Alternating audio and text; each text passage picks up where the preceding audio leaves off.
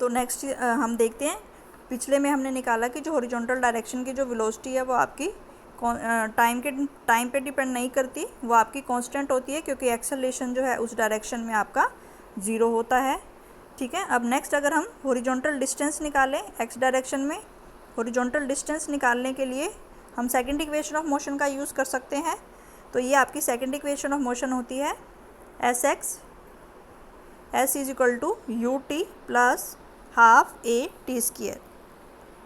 ठीक है, तो यहाँ पे जो आ जाएगी आपकी ये S X is equal to U X T plus half A X T square. तो एस एक्स क्या हो गया, ये आपका एक्स डायरेक्शन का डिस्टेंस है, यू एक्स जो हो गई ये आपकी एक्स डायरेक्शन की वेलोसिटी हो गई, और एक्सेलरेशन ये आपका एक्स डायरेक्शन का हो गया।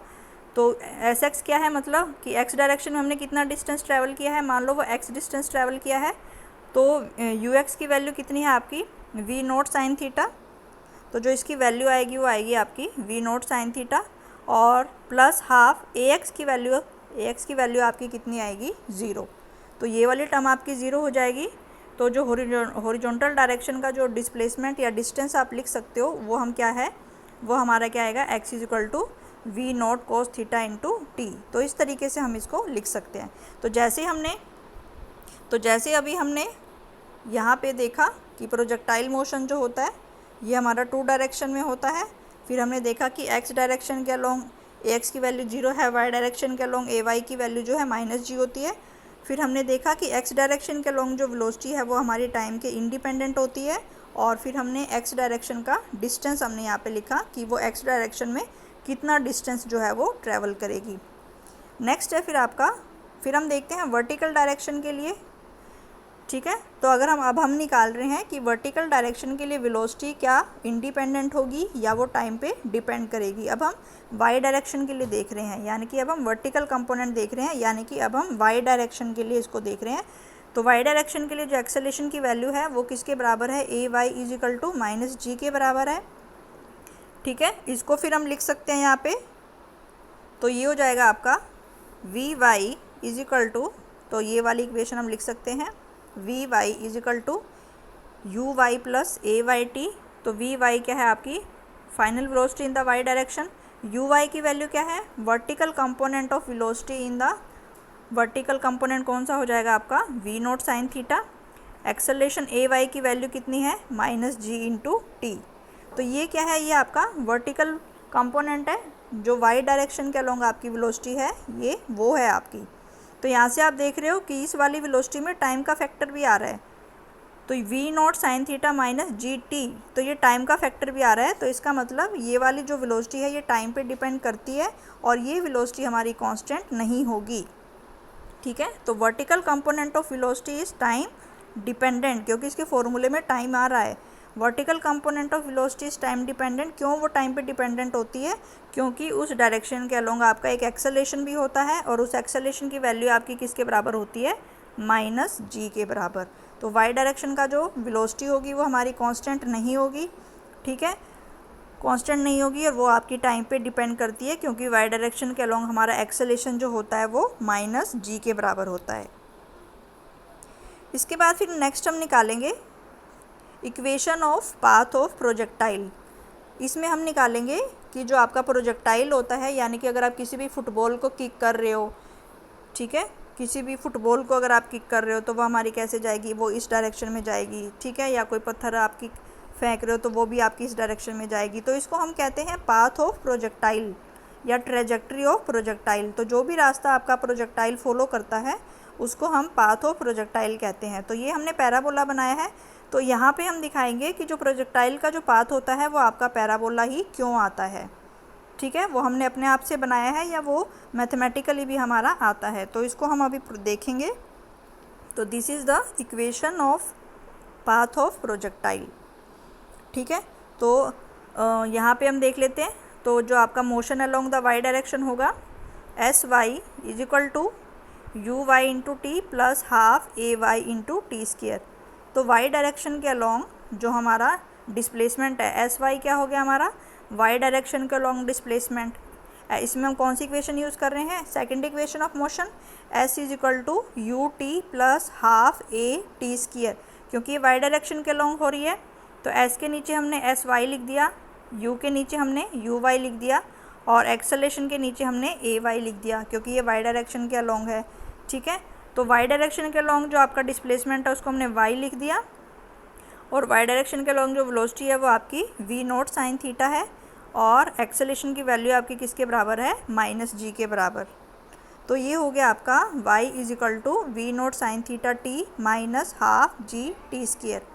ठीक है, तो अभी हमने यहाँ पे x की वैल्यू निकाली थी, तो x की वैल्यू हमने ये निकाली थी अभी, x is equal to we naught cos theta T. तो ये इक्वेशन अभी हमने निकाली थी, तो इस इक्वेशन का हम यूज़ यहाँ पे करेंगे। ठीक है, तो ये इक्वेशन हो गई आपकी x is equal to we naught cos theta T, ये इक्वेशन हो गई। तो यहाँ से t की वैल्यू निकाल लेंगे हम, तो t की वैल्यू आपकी क्या हो जाएगी, t will be equal to x upon we naught cos theta.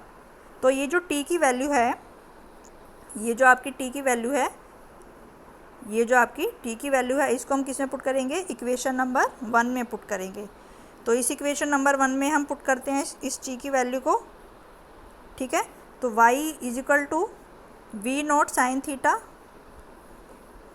ठीक है, तो ये हो जाएगा आपका y is equal to we naught sine theta into t है, तो t की जगह यहाँ पे क्या आ जाएगा, x upon we naught cos theta minus half G, और टी स्क्वायर की जगह यहाँ पे हो जाएगा X square upon we naught square cos square theta. ठीक है, तो यहाँ से जो है आपका वी नॉट से वी नॉट आपका कैंसिल हो जाएगा, तो यहाँ पे बचेगा आपके पास y is equal to X tan theta minus half G X square upon we naught square cos square theta. तो ये आ गया इस, तो इस इक्वेशन को अगर हम ध्यान से देखें तो ये इक्वेशन कैसी है आपकी, एक पैराबोला की इक्वेशन होती है। तो पैराबोला की इक्वेशन कौन सी होती है, जैसे y is equal to x square, तो इसके डेरिवेशन में क्या आ रहा है यहाँ पे, तो इसके डेरिवेशन में ये एक्स स्क्वायर आ रहा है। तो y इज इक्वल टू जो एक्स स्क्वायर की जो आपकी इक्वेशन होती है वो आपकी पैराबोला की इक्वेशन होती है। तो यहाँ से हमने निकाला वाई डायरेक्शन के लॉन्ग डिस्प्लेसमेंट निकाला हमने, तो जो इक्वेशन आ रही है वो उसमें एक्स स्क्वायर आपका आ रहा है, तो ये एक्स, तो this is the equation of parabola. तो यहाँ से हमें पता चला कि अगर हम किसी भी ऑब्जेक्ट को अगर हम किक करते हैं, फुटबॉल को किक करते हैं, तो वो कैसा पाथ फॉलो करता है, एक पैराबोला की तरह का जो पाथ है वो फॉलो करता है। तो this is the equation of parabola, ये इक्वेशन ऑफ पैराबोला होगी आपकी। ठीक है, तो नेक्स्ट इसमें हम निकालेंगे टाइम ऑफ मैक्सिमम हाइट, यानी कि मैक्सिमम हाइट, या मैं इसमें जैसे ये हमारे पास है, तो ये जो पॉइंट है P आपका, तो ये पॉइंट P मैक्सिमम हाइट के लिए है। ठीक है, तो इसका मतलब जैसे कि ये आपने कोई भी प्रोजेक्टाइल फेंका, ठीक है, तो मान लो ये आपका x डायरेक्शन के लॉन्ग हो गया, तो ये वाला जो पॉइंट P होता है, this is the maximum point. ठीक है, इसके ये मैक्सिमम पॉइंट आपका ठीक है, तो यहाँ से लेके यहाँ तक की जो हाइट होती है इसको हम क्या कहते हैं, मैक्सिमम हाइट h। तो ये इसकी मैक्सिमम हाइट है। तो इस पॉइंट P तक, यानी कि ये जो प्रोजेक्टाइल है, इस पॉइंट P तक पहुँचने में जितना टाइम लगता है उसको हम कहते हैं टाइम ऑफ मैक्सिमम हाइट। ठीक है, यानी कि 0 से पॉइंट P तक, मान लो ये यहाँ से आपने फेंका, 0 से फेंका, तो दोबारा अगर मैं इसको बना दूँ यहाँ पे आपके लिए, तो यहाँ पे था, ठीक है, तो यहाँ पे आपने फेंका था यहाँ पे, तो ये वाला जो पॉइंट हो गया, दिस इज़ द, इस पॉइंट तक ये आपका मैक्सिमम हाइट का पॉइंट है। तो यानी कि ये 0 से लेके P तक उसको जाने में जितना टाइम लगता है उसको हम क्या कहते हैं, टाइम ऑफ मैक्सिमम हाइट। यानी कि मैक्सिमम हाइट तक, ये इसकी मैक्सिमम हाइट हो गई, तो मैक्सिमम हाइट तक जाने के लिए जितना उसको टाइम लगता है उसको हम कहते हैं टाइम ऑफ मैक्सिमम हाइट। ठीक है, तो the time taken to reach the maximum point P in the path of projectile. तो यानी कि इस पॉइंट P तक जाने में प्रोजेक्टाइल को जितना टाइम लगता है उसको हम क्या कहते हैं, टाइम ऑफ मैक्सिमम हाइट कहते हैं। ठीक है, तो टाइम ऑफ मैक्सिमम हाइट पे जैसे ये पॉइंट P पे पहुंचता है, ये मैक्सिमम पॉइंट होता है, और जैसे ही हम मैक्सिमम हाइट पे पहुंचते हैं तो Vy की वैल्यू कितनी हो जाती है, 0, क्योंकि कोई भी जैसे पत्थर हम ऊपर फेंकते हैं तो मैक्सिमम पॉइंट पे उसकी वेलोसिटी 0 हो जाती है, और वो फिर वो पत्थर जो है आपका नीचे आना स्टार्ट हो जाता है और उसकी वेलोसिटी इंक्रीज़ होना स्टार्ट हो जाती है। तो ये हमें पता है कि जो हमें आपका मैक्सिमम हाइट का पॉइंट होगा उसमें Vy की वैल्यू जो होगी आपकी 0 होती है। तो इसमें फिर हम first equation of motion use करेंगे, ये वाली इक्वेशन। तो we Y is equal to v, यहाँ पे हम कौन सी इक्वेशन यूज़ कर रहे हैं, v is equal to u plus a t, v is equal to u plus a t. तो y डायरेक्शन के अलॉन्ग जो v है वो कितना हो जाएगा आपका वी वाई, ठीक है। और u कितना है, इनिशियल वेलोसिटी, इनिशियल वेलोसिटी कितनी है आपकी y डायरेक्शन के along v not sine theta, और एक्सेलेरेशन की वैल्यू कितनी है माइनस जी। तो माइनस जी, और टाइम को हमने ले लिया कि कितना टाइम लग रहा है, उसको टी का टाइम लग रहा है। तो यहाँ पे हमने फर्स्ट इक्वेशन ऑफ मोशन जो आपकी होती है v is equal to u plus a t से जो है हमने इसको निकाला है। तो y डायरेक्शन के अलॉन्ग जो जीरो हो गई फाइनल वेलोसिटी, फाइनल वेलोसिटी तो यहाँ पे ज़ीरो हो गई, तो यहाँ पे ज़ीरो आ गया आपका। Final initial velocity y direction के अलॉन्ग कितनी है आपकी u v naught sine theta, acceleration की वैल्यू है माइनस जी, और t की वैल्यू हो जाएगी आपकी टी, ठीक है। तो ये आ जाएगा आपका zero is equal to we naught sine theta minus g t m. तो यहाँ से टी की वैल्यू निकालेंगे तो टी आ जाएगा आपका, टी की वैल्यू यानी कि जीरो से पॉइंट P तक मैक्सिमम हाइट तक जाने के लिए आपको कितना टाइम लगा, V naught sine theta upon G, ठीक है। तो ये आपका एक फॉर्मूला हो गया। अब इससे जो हम नेक्स्ट इंपॉर्टेंट निकालेंगे वो है आपका टाइम ऑफ मैक्सिमम फ्लाइट, ठीक है। तो ये हम निकालेंगे अभी, टाइम ऑफ मैक्सिमम फ्लाइट हम यहाँ से निकालेंगे। तो टाइम ऑफ मैक्सिमम फ़्लाइट जो होता है वो आपका डबल होता है।